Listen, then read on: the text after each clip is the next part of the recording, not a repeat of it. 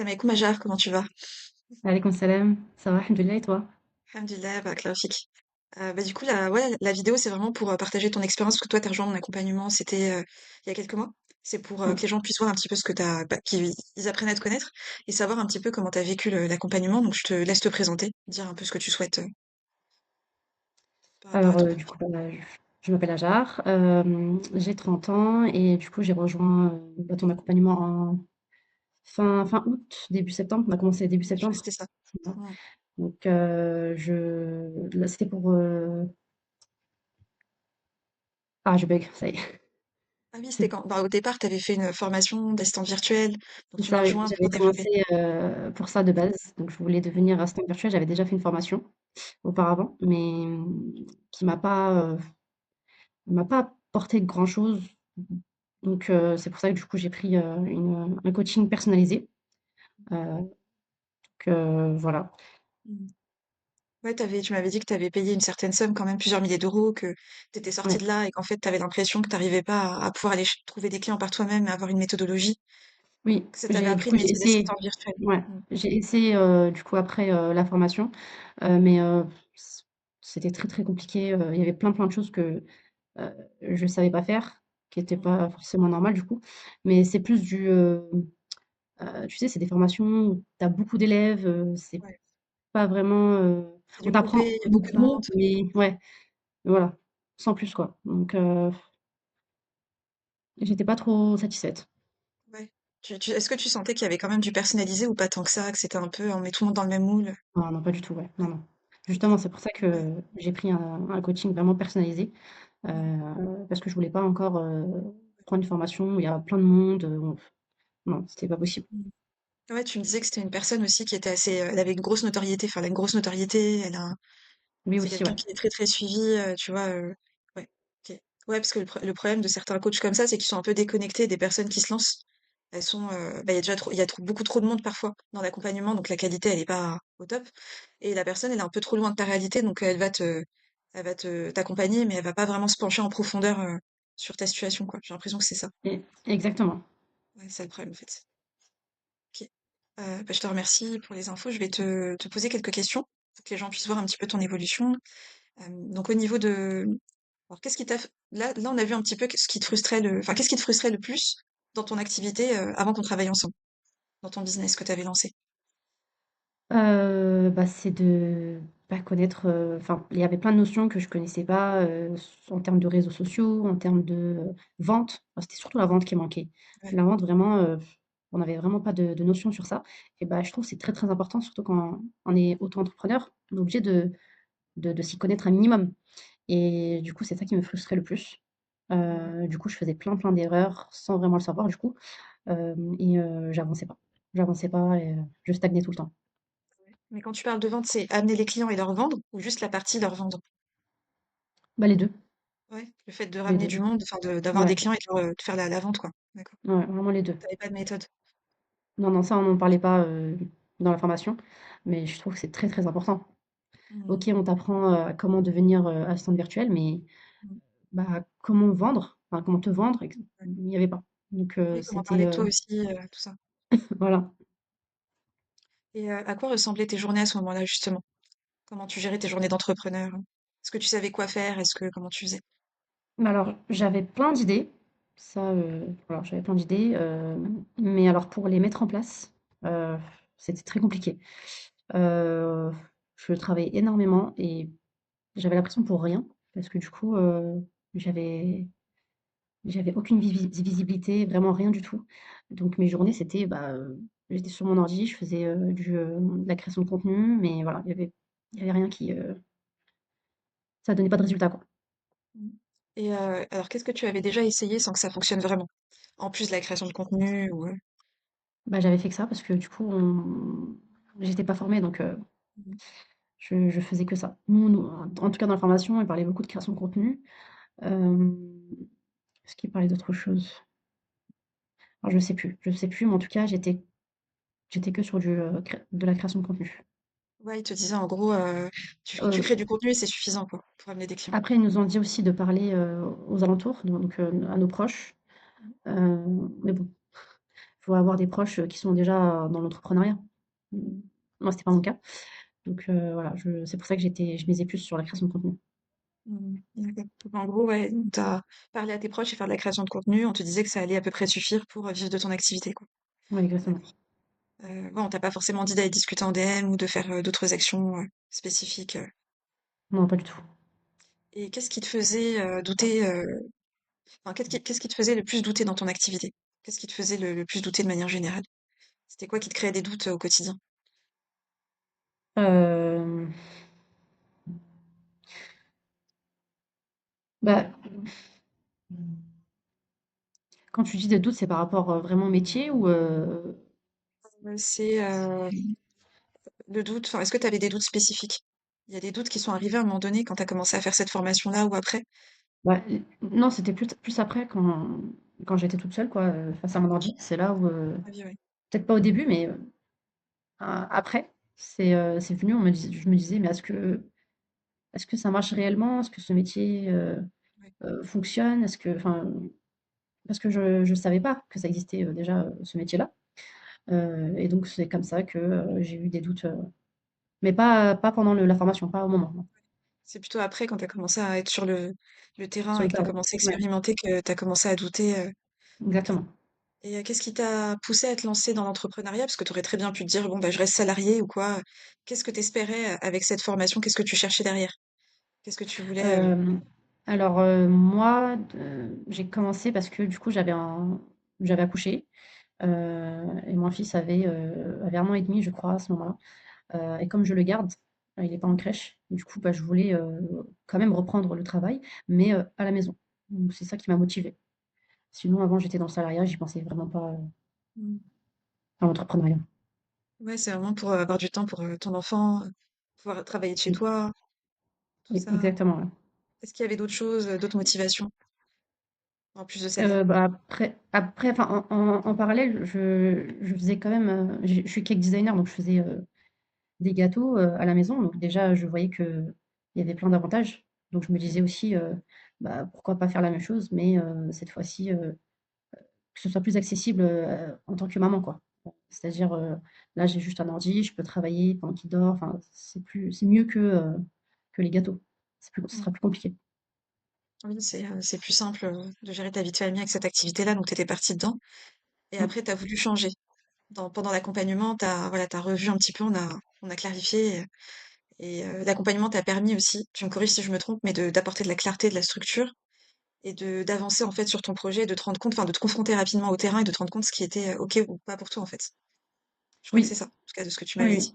Bon, ouais, exactement. On était D'accord. partis sur, du coup, assistante virtuelle et je me suis rendu compte que finalement c'était pas fait pour moi. Donc en fait, j'étais pas alignée en fait, avec ce métier. Mmh. Ouais, quand tu faisais, de la création de contenu, je me souviens, tu me disais, «C'est lourd, je sais pas trop de quoi parler, c'est lourd», tu pas trop envie, Ouais, ouais, je me forçais en fait, je me forçais beaucoup, sans le savoir. Moi je pense qu'il me faut du temps pour voir bah, que c'est pas fait pour moi. Parce qu'au Mmh. départ, je vais être motivée malgré que je vais pas aimer ça. Par exemple, tout ce qui est administratif, moi je déteste. Je déteste et pourtant, bah, je me suis quand même lancée dedans. Parce qu'on m'a vendu quelque chose de, bah, c'est facile, tu travailles de chez toi, enfin voilà. Je me suis dit: «Bon, pourquoi pas?» Mais finalement non. Bah, finalement ta passion t'a rattrapé. Ta Ouais, passion de la pâtisserie t'a rattrapé finalement. Mais tu avais peut-être besoin effectivement de te confronter, tu vois, on a été jusqu'au bout et après tu t'es rendu compte que, bah, c'est pas voilà, tu pas ça tu oui, vois, c'est important de choisir ce qui nous enfin, «notre zone de génie» entre guillemets et de pas se lancer dans une activité, juste parce qu'il y a certains avantages et c'est l'erreur que font pas mal et tu t'en es aperçu et du coup, tu es revenue à ta passion. c'est ça, exactement. Et qu'est-ce qui se serait passé si, tu aurais pas tenté l'aventure de l'entrepreneuriat et que, tu te serais pas fait accompagner et que tu aurais, continué à avancer de ton côté? Qu'est-ce que tu penses qui se serait passé, dans ta vie? Quelles Heu, auraient été les alors «conséquences» entre guillemets? je pense que j'aurais arrêté déjà de travailler sur, bah, l'assistante virtuelle. Hem et je je pense que je serais repartie sur la pâtisserie. mais pas directement en vendant, comme là, ce que je fais là, je passe le CAP pâtisserie. Je pense que j'aurais fait le CAP pâtisserie pour pouvoir, du coup, après vendre et voilà. Mais rester du coup, dans ma Dans zone ton de ta génie, on va passion. dire. Ouais, voilà. D'accord. Et qu'est-ce qui t'a donné envie de me faire confiance? Parce que tu aurais très bien pu te dire, non, en fait, voilà, j'étais dans un accompagnement, j'étais pas satisfaite, je vais peut-être encore me faire arnaquer. Enfin, entre guillemets, si on peut appeler ça une arnaque, mais Hem, alors, on va dire que j'avais des doutes, comme tout le monde au départ. Et quand, on a eu notre appel découverte, je crois, ouais, hem, bah, déjà on a pris beaucoup de temps. On avait pris, je crois, pratiquement 1 heure et ouais, en fait, comment dire? Tu m'avais vraiment, en fait, tu as trouvé les bons mots pour me rassurer et avoir confiance en toi. Je sais pas comment l'expliquer, mais vraiment, pourtant j'ai eu plusieurs appels, mmh. mais je sais pas. Toi, Ouais, en tu plus, avais en fait, 2 autres ce qui est personnes, je crois. différent Tu parlais avec comment? d'autres 2 autres, pardon. Ouais, ouais, Tu disais c'est qu'il y avait ça. 2 autres, coachs avec qui tu parlais. C'est ça et Ouais. moi, je pense que c'était plus le coaching personnalisé. Le fait que ce soit vraiment personnalisé, je me suis dit que ça serait top. Parce que Mmh. je parlais aussi à une autre, agence, mais là, pareil, c'est du groupé, même si c'est un peu différent parce que, déjà, eux, ça fait très, très longtemps qu'ils sont là et Mmh. c'est beaucoup plus structuré, on va dire, que que celui avec qui j'avais fait. Donc j'aurais pu, quand même aller chez eux. Mais je me suis dit: je voulais pas aller dans la même structure, je voulais vraiment aller dans du, personnalisé. Ouais, tu voulais pas du groupé, un peu dans la masse avec beaucoup de monde, tu plus trop Ouais. envie, ouais. D'accord, ouais, je comprends. Et qu'est-ce qui était différent chez moi par rapport aux autres coachs? Est-ce qu'il y avait des choses, qui, des éléments différenciants qui t'ont Alors décidé dans ta décision ou pas? les autres coachs que j'avais vus, c'était des gros comptes et moi ça me faisait peur. Ouais, les Ça me gros fait un peu comptes, peur les gros comptes, ouais. Je Peut-être parce qu'avec, avec ma mauvaise expérience, je sais pas, mais là, je sais pas, ça me faisait trop peur. Je me suis dit: «Gros compte égale, bah, elle doit prendre, plein, plein de d'élèves» ouais. et du coup, au final, c'est pas vraiment personnalisé. Mmh. Peut-être, je sais pas. Ce serait peut-être ça Mmh. qui a fait que du Ouais, coup je t'ai choisi toi. ouais, tu t'es peut-être dit: ça va recommencer, je vais être noyée dans la masse, on va pas aller en Ouais, profondeur dans mes problématiques, on va pas prendre le temps». oui, exactement. Mmh. Est-ce qu'il te restait quand même une hésitation avant de me rejoindre, enfin, est-ce qu'il y avait quelque chose qui te faisait peur avant de me rejoindre ou pas forcément après ça?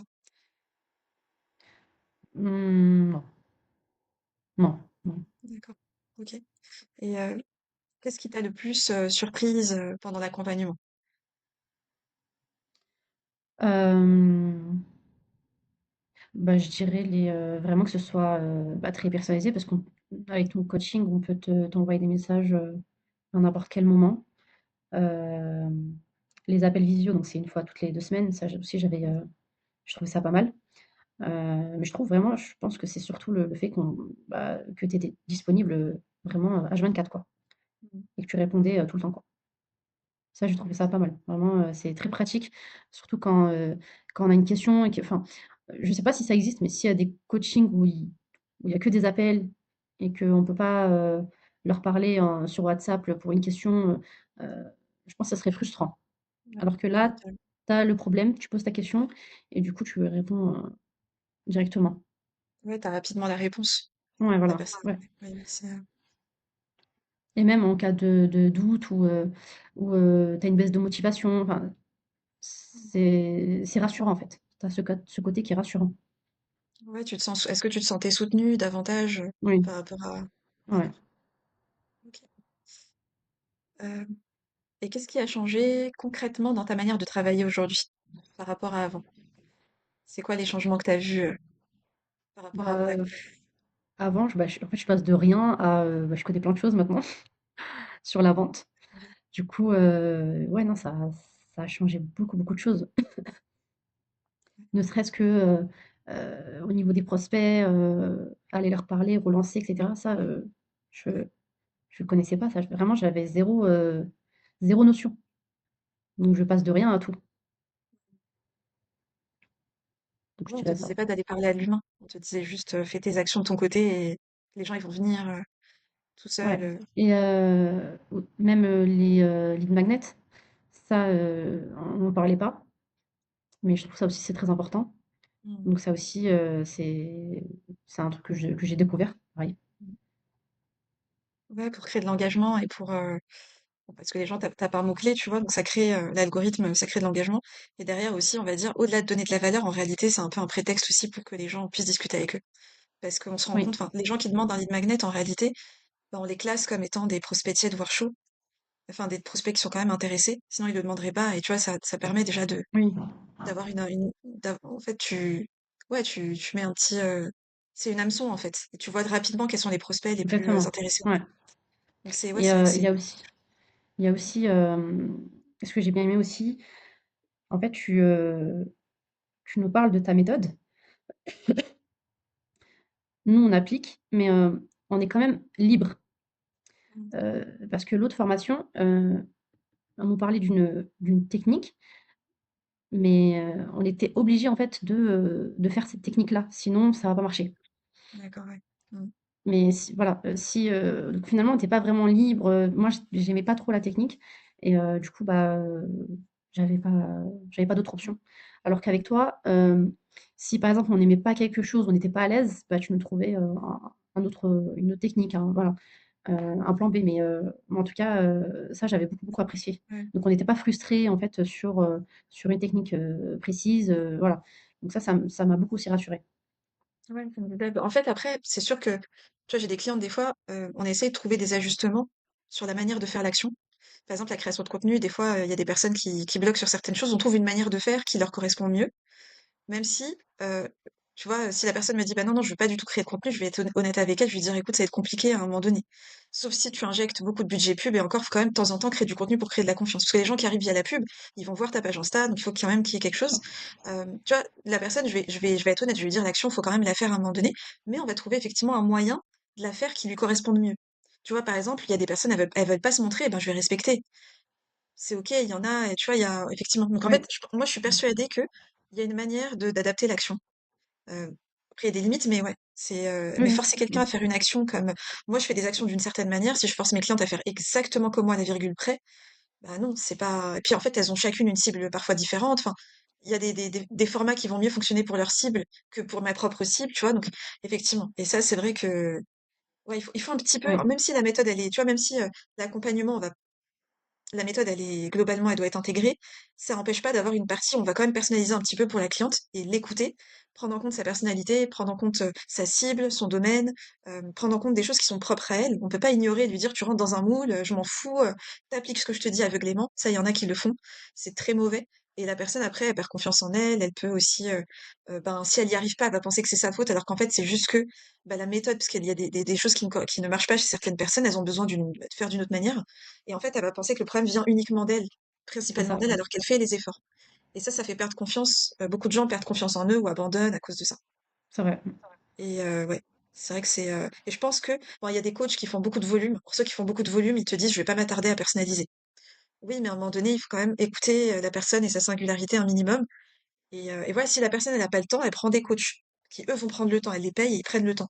Mais c'est ça le, ouais, c'est pour ça que malheureusement il y a des problématiques dans le marché du coaching à ce niveau-là, Ouais, malheureusement. ça Et en fait, des fois, tu as des coachs aussi, sans vouloir cracher sur les concurrents, c'est que c'est plus facile pour le coach ou la coach de te dire tu rentres dans le moule. Elle a fait beaucoup moins d'efforts, elle va pas se casser la tête avec toi. Tu fais ce que je te dis et c'est tout. Tu vois, elle va pas. voilà. Et c'est plus facile pour eux, Ouais, parce que surtout c'est plus quand ils font facile, en du fait. volume. Voilà, ils se disent ouais, bah voilà, ouais, je me casse pas la tête. Euh, et puis voilà quoi. Ouais. Ça, c'est un problème de. Après, c'est chacun son éthique, chacun ses valeurs, chacun sa conception de son Ouais. activité, mais c'est pas top, je trouve. Euh, Au niveau de. Alors, est-ce que tu t'es senti encadré, guidé, challengé suffisamment ou pas forcément? En Non, toute si. honnêteté, hein, tu peux Ouais. dire les choses. Non, non, si, si. Tu t'es senti suffisamment. Je dirais même un peu trop, mais dans le positif, hein, quand je dis ça. On est tout le temps, enfin, j'étais tout le temps, bah, challengée.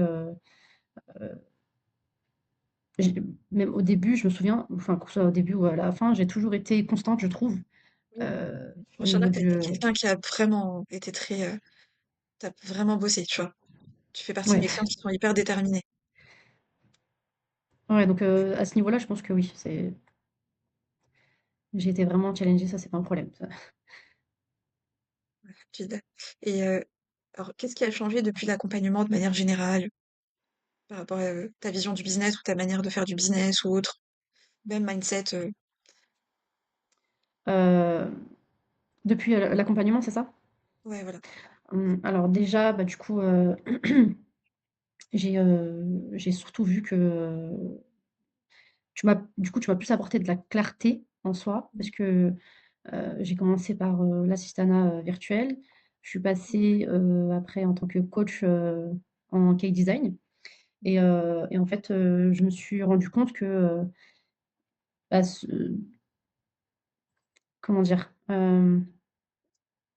Que c'était pas fait pour moi, en fait, tout ce qui est, travail à distance. Enfin, moi, je suis plus manuelle. Je suis une on va dire une vraie, pâtissière. Il faut vraiment, que je pâtisse et le fait de faire ça à distance, parce que là, le coaching en tant que coach, pardon, en tant que cake design, ça restait dans mon domaine, donc la pâtisserie. Mais, c'était pas encore ça. En parallèle, du coup, j'ai fait le CAP pâtisserie et là, j'étais vraiment épanouie parce qu'en fait, bah, j'applique, je pratique. Donc je pense que c'est ça qui a fait que j'ai changé. Mais en tout cas, au niveau du mindset, ça m'a apporté, beaucoup de choses. En fait, au niveau du mindset et du business. Si demain, j'ouvre une boutique en pâtisserie, bah, j'aurais besoin de ce côté business, sur les réseaux et cetera. Donc ça m'a beaucoup apporté. Donc je saurais quoi faire. Hem Et au niveau du mindset, bah, faut avoir un mindset de un vrai mindset pour, être dans l'entrepreneuriat. Ça, après, je le savais déjà, mais on va dire pas à ce point. Ah oui, Ouais, ouais. pas à ce point, parce on en avait parlé dans notre formation. Euh, mais là, ça a été, comment dire, ça a été, je sais pas si on peut dire ça, ça a été multiplié en fait. Je vois que le mindset, si t'as pas le mindset, bah, c'est pratiquement mort. Ouais. Mm. Quand tu parles de mindset, c'est quoi? C'est, par exemple, est-ce que tu as un exemple pour que les Bah, gens puissent... en fait, savoir pourquoi tu fais ça. euh, Ouais, le why. euh, ouais, ouais, ouais. Ouais. Mm. D'ailleurs, quand j'ai rejoint du coup leur deuxième formation, là, ils ont beaucoup parlé du why parce Mm. que bah, c'est hyper important. Mm. C'est ça qui va tout déterminer, je pense. Donc oui, il y a le why, il y a aussi, bah, comment dire? En fait, quand tu vois une personne qui est entrepreneur et qui réussit, tu te dis: «Waouh, ça a l'air super facile». Mais en fait, pas du tout. Derrière, c'est très, très, très, très compliqué. Je Mm. pense que ça peut même c'est même plus compliqué que bah, ouais, c'est sûr, c'est plus compliqué que le salariat. Donc si on n'a pas un bon mindset, solide pour te dire que, ben, il y aura des hauts et il y aura aussi, beaucoup de bas, ça va être très Mm. compliqué. Ouais, ouais, bah, on en parlait parfois, je crois. Mmh. Je te disais, c'est normal que tu passes par des bas, parfois, Oui. etc. Oui, ouais, moi Ça, je si on savais te pas le que dit c'était pas, normal. ouais, si on te le dit pas, tu le sais pas forcément, en fait. Oui, Et voilà, pour moi, c'était d'accepter des échecs. l'incertitude. Voilà, c'est ça. Et en fait, accepter l'incertitude et l'inconfort. Mmh. Et C'est ça, exactement. même des fois, quand t'as pas les résultats au début, dans le délai que tu souhaites, il faut pas lâcher les actions parce qu'après, par effet cumulé, t'as forcément des résultats. Enfin, quand tu lâches pas et que t'avances. Mais ouais, Oui, le mindset, c'est hyper, hyper crucial. Donc, ce que tu disais, c'est qu'au départ, l'accompagnement, ça t'a vraiment permis d'avoir de la clarté. Au départ, tu avais fait un accompagnement avant moi pour être assistante virtuelle. Donc, on t'avait appris l'assistanat virtuel, mais pas forcément comment aller chercher des clients de la partie business, on va dire. C'était un petit peu manquant. Et ensuite, tu es rentré dans l'accompagnement. On avait commencé par l'assistanat virtuel.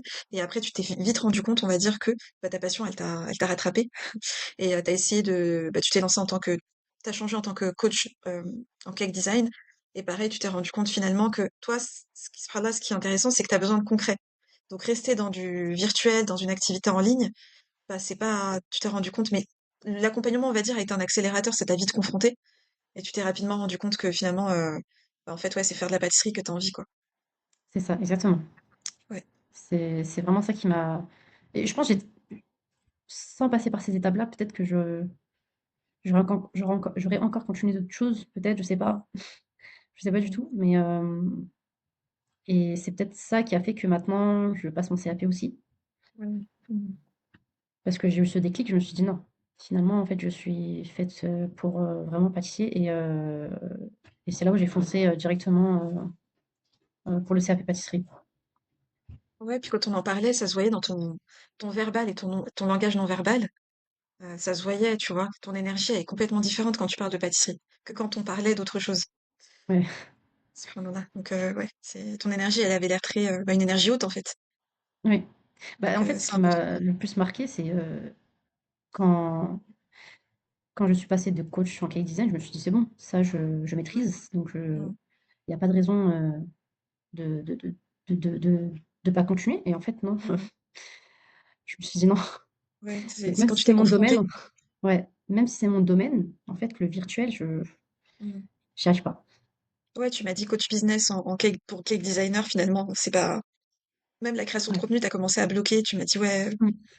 tu vois?» Mais c'est parce que tu t'es confrontée très vite. En quelques mois, tu t'es confrontée très, très, très vite et bah, voilà, ça t'a permis d'avancer rapidement vraiment vers la voie qui te correspondait le mieux, C'est ça. alhamdoulilah, Mmh. inch'Allah. Donc si tu compares ton état d'esprit avant et maintenant, qu'est-ce qui est différent en termes d'état d'esprit, si Hem, on devait résumer?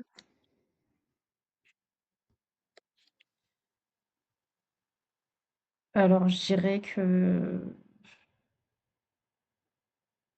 par rapport du coup à l'accompagnement, Ouais, comment bah l'ancienne Hajar, avant de rentrer dans l'accompagnement, elle était dans sa tête et comment elle est maintenant? En termes ah oui, d'état bah, du d'esprit, coup, bah, tu je pense que c'est la clarté. ouais. Je pense que c'est ça. Mmh. Je me posais beaucoup trop de questions avant. Je savais pas, j'étais un peu perdue. Tu te Je sentais dans le savais flou? Ouais. ouais, ouais, beaucoup, beaucoup, beaucoup. Mmh. Et là, bah, alhamdoulilah, bah, je sais ce que je veux. Donc Alhamdoulilah. je pense que ce serait plus clarté. Ouais, alhamdoulilah. Toi, c'est vraiment la clarté, la structure, et Ouais. est-ce que tu recommanderais cet accompagnement? Et si oui, à qui tu recommanderais cet accompagnement? À quel type de personne ou autre? Alors du coup, oui, déjà, je le recommanderais et à quel type de personnes? Bah, j'ai des personnes, dans mon entourage qui, veulent se lancer mais savent pas dans quoi. Mmh. Donc je pense que ça leur permettra de savoir, leur, leur zone de génie, de voilà, Mmh. de le développer et bah, pour les personnes qui veulent se lancer dans l'entrepreneuriat. Ouais, les personnes qui veulent toi, c'est plus les Ah personnes, ouais, qui veulent se lancer de zéro, qui veulent de la clarté, qui savent pas vers comment, débuter une activité ou quoi faire comme activité, mais qui veulent se lancer en ligne. oui, Tu recommanderais, ouais, oui OK. Mmh. et je pense que même si elles savent déjà quoi faire, Ouais. ça reste un business en ligne, ça Mmh. apporte aussi, beaucoup beaucoup de notions. Mmh. Et si tu as quelqu'un aujourd'hui qui hésite, tu lui dirais quoi? Qui hésite à se lancer, tu lui dirais quoi? Hem, À se lancer dans Bah, l'accompagnement. qui à se lancer dans l'accompagnement? Mmh. Et à se lancer tout court, hein. Bah, bah, en fait, si, la personne, si elle se lance pas, elle pourra pas savoir, Mmh. si, en tout cas, si elle se lance pas dans l'entrepreneuriat, elle saura jamais si Mmh. ça va fonctionner ou pas et dans ton accompagnement, bah, la personne va rester dans le flou, quoi. Donc Mmh. la personne n'avancera pas. Mmh. Alors que si elle prend un accompagnement, bah, au moins elle aura, des idées, ce sera plus clair, voilà, je pense heu, elle ne perdra rien, au contraire. Mmh. D'accord. Et si tu n'avais pas investi en toi, tu penses qu'aujourd'hui, tu en serais où? Heu, alors là, je pense, bah, que je serai encore, au point de départ. Ouais, dans la partie Ouais. assistante virtuelle et que Soit c'est ça, ça? soit j'arrêterai, et j'aurais lâché l'affaire, quoi, mais Ouais. bon, je serais pas épanouie parce que moi je voulais mon but c'était vraiment de travailler à distance Mmh. ou pas, enfin, Près de en chez tout cas, toi, voilà, de trouver quelque chose, enfin ouais. ouais, pour les raisons que tu disais, c'est-à-dire la famille, pouvoir aussi, exercer quelque chose qui te passionne, Oui, ouais, j'imagine, voilà, avoir une certaine liberté, tout ça. exactement. OK.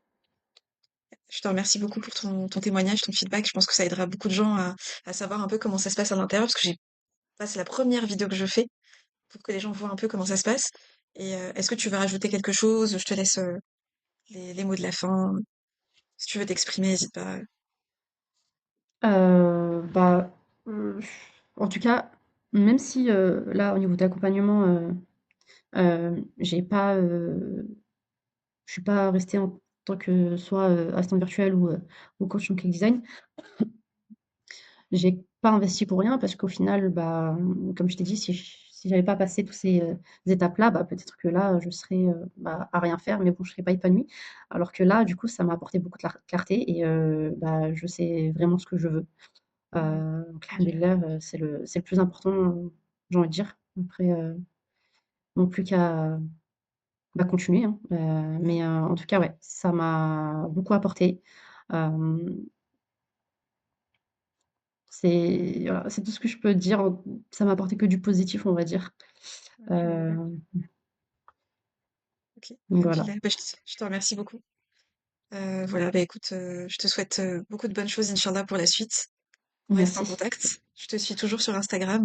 Et bah, Inch'Allah, au plaisir de voir ce que ça va donner concrètement, parce que voilà, toi, c'est plus sur du concret, pas forcément du business en ligne, mais au moins, alhamdoulilah, t'as vu. Parce que c'est vrai que le business en ligne, on en parle beaucoup, mais en fait, chacun sa zone de génie, chacun son truc. Et on peut très bien réussir sur d'autres types de business. Donc alhamdoulilah, Bien donc hâte sûr. de voir ça, Inch'Allah. Et bah, je te dis à bientôt. Inch'Allah, merci beaucoup. Je t'en